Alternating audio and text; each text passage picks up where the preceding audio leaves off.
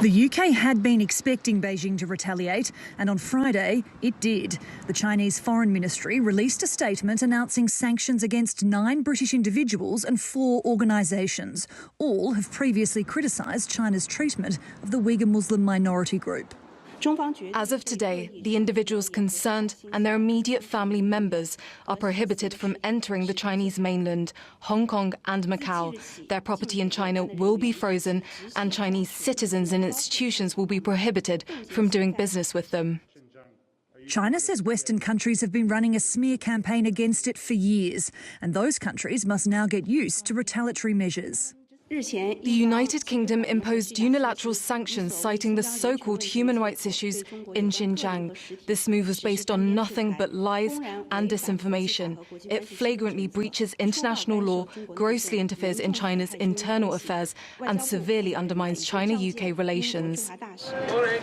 Ian Duncan Smith, a former leader of Britain's Conservative Party, was one of those sanctioned by China. As far as I'm concerned, I intend to continue to speak out. Many of my colleagues have spoken out. We've had attempts to silence us by the Chinese already, and we will do again. As I said earlier on in one of my statements, speaking out for the Uighur people and others who have no voice at the moment is a badge of honour for us, considering what they're going through. The British government says it stands firmly behind those who've been singled out by Beijing. It's not going to stop them, or it's not going to stop the British government speaking up about the industrial-scale human rights abuses taking place in Xinjiang.